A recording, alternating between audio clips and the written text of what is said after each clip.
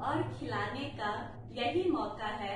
मदद के हाथ बढ़ाने का और असली दौलत कमाने का यही मौका है। नमस्ते, मैं मारवाड़ी युवा मंच मुजफ्फरपुर संस्कृति शाखा से नारी चेतना की संयोजिका नीतू तुलसियान आप सबका आभार व्यक्त करती हूँ कि आपने पुनः मुझे अपनी बात कहने का अवसर दिया है। बेहद संवेदनशील टॉपिक लगा मुझे यह, जिसका शीर्षक है असली दौलत का मापदंड धन नहीं है। आखिर क्या है ये असली दौलत? योग्यता, व्यवहार, संस्कार, हमारे स्वस्थ विचार, हमारी अच्छी आदतें, गुणवान संतान, हमारा परिवार, ये सब जिनके पास भी है, समझे उनसे बड़ा धनवान कोई नहीं है। इस असली दौलत को हम धन से कभी नहीं माप सकते। हाँ, धन इनको पाने का जरिया जरूर है, पर मापदंड नहीं। सोचा कभी आपने ऐसा क्यों? आप एक योग्य व्यक्ति को धन से भले ही खरीद ले, लेकिन उसकी योग्यता को आप धन से कभी नहीं खरीद सकते। इसी प्रकार आप किसी के व्यवहार को, किसी के संस्कार को, उसकी आदतों को कैसे धन से खरीद पाएंगे? सोचिए जरा, कृष्ण सुदामा की मित्रता को कौन नहीं जानता।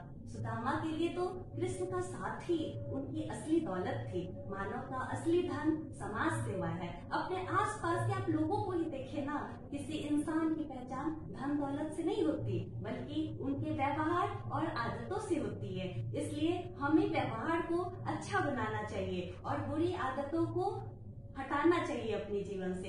किसी को सम्मान आप उसकी योग्यता के लिए देंगे, न कि उसके धन के लिए आप उसे सम्मान देंगे। अगर आपके पास संस्कार है तो रिश्तेदार भी आपको इज्जत देंगे, वरना अपने ही रिश्तेदार के बीच आप परिचय के मोहताज होंगे। क्यों करते हो हाय रे पैसा, हाय रे पैसा? क्या जीवन के लिए इतना जरूरी है पैसा? हमारी वजह से किसी के चेहरे पर मुस्कान आना भी दौलत से कम नहीं है। आप धन से सब कुछ नहीं खरीद सकते, ना सुकून, ना शांति, ना स्वास्थ्य, ना अपनी खुशी। हाँ, भौतिक चीजों को खरीद कर आप सिर्फ कुछ समय के लिए खुश रह सकते हैं, पर उम्र भर के लिए नहीं। अगर सुख, शांति और स्वास्थ्य को हम धन से खरीद सकते तो आज धनी व्यक्ति कभी दुखी नहीं होता।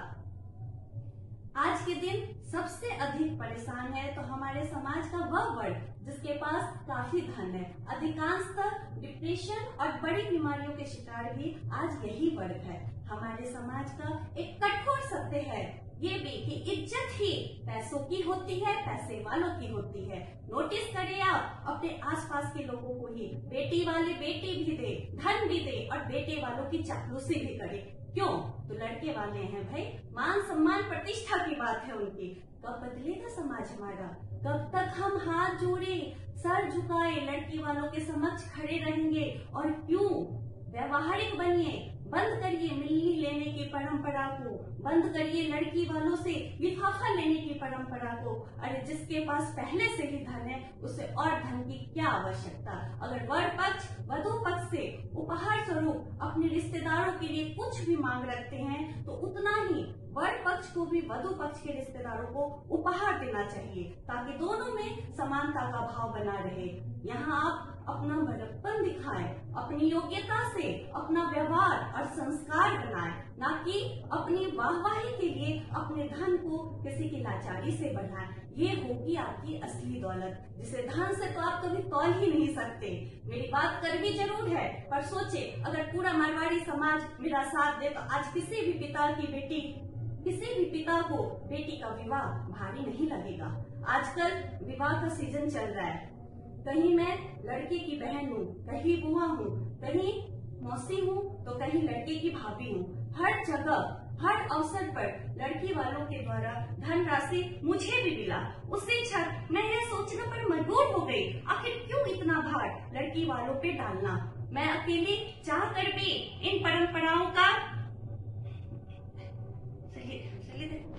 आखिर मैं चाहकर भी इन परंपराओं का विरोध नहीं कर सकती। मुझे जो भी चाहकर जो भी लिफाफे मिलते हैं मैं उन्हें अपने द्वारा चलाए निःशुल्क संस्कृति बालिका विद्यालय के नाम से जमा कर देती हूँ, जहाँ उन गरीब बच्चियों की जरूरतें पूरी हो जाती है।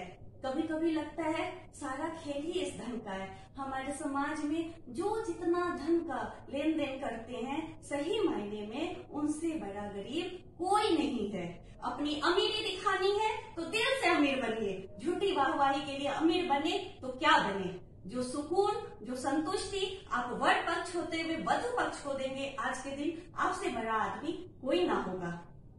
इस धरती पर असली दौलत है हमारी प्रकृति।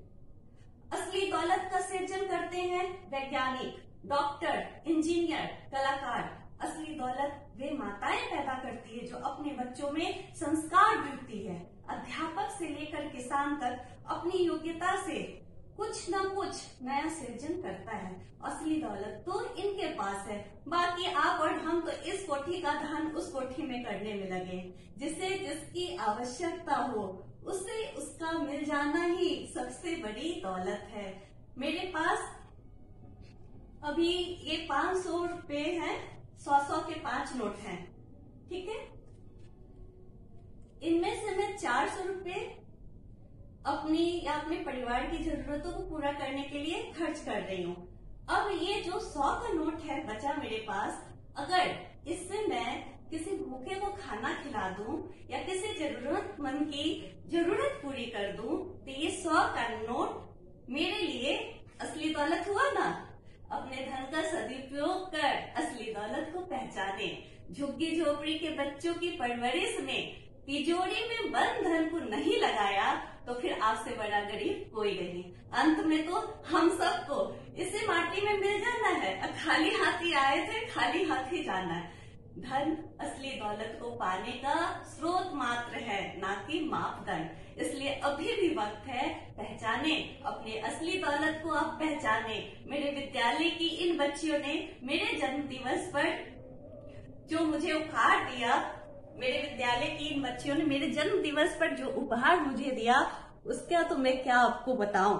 उन बच्चियों के द्वारा जो मुझे मिला है, उन बच्चियों ने जो मुझे उपहार में दिया है, उससे बड़ा असली दौलत मेरे लिए आज तक कुछ नहीं है।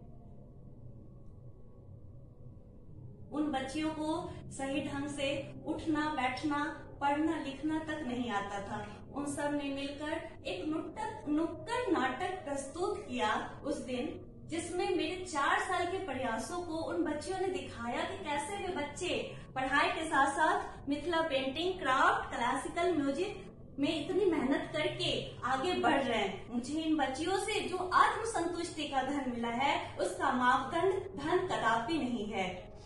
आज कोई भी प्राइवेट स्कूल इन बच्चियों को नहीं ले रही है अपने विद्यालय में पढ़ाने के लिए, क्योंकि उनके स्कूल का रेपुटेशन खराब हो जाएगा, स्टैंडर्ड खराब हो जाएगा। काश उन स्कूलों को पता होता कि बाकी बच्चों को पढ़ा के वो धन कमा रहे हैं, वहीं इन बच्चों को पढ़ा के वो असली दौलत कमा सकते हैं। पर मैं हर किसी को ये बात नहीं समझा सकती। आज मेरे मन में ऐसे विचार आए तो मैं आप लोगों के सामने रख दी हूँ। असली दौलत कमा सकेंगे तभी धन को हम लोग नहीं तौल सकते हैं। सिर्फ और सिर्फ मेरी बच्चियों की योग्यता, व्यवहार और मेरे द्वारा दिए गए संस्कार, जिनका कोई मापदंड नहीं है, कोई तौल नहीं है, यही मेरे लिए असली दौलत है। समय, सेहत और रिश्तों पर कीमत का लेबल नहीं होता है जनाब, लेकिन जब हम उन्हें खो देते हैं हमें उनकी कीमत का एहसास होता है, जिसे हम धन से नहीं नाप सकते हैं। बुलंद आकाश से हो असली दौलत का आह्वान, युग युगांतर की अवधारणा, ना बने विधि का विधान। संभवतः आज नहीं तो कल होगा जन का कल्याण, अगर हम सब मिलकर करें असली दौलत का निर्माण, सशक्त समाज का निर्माण। जय हिंद।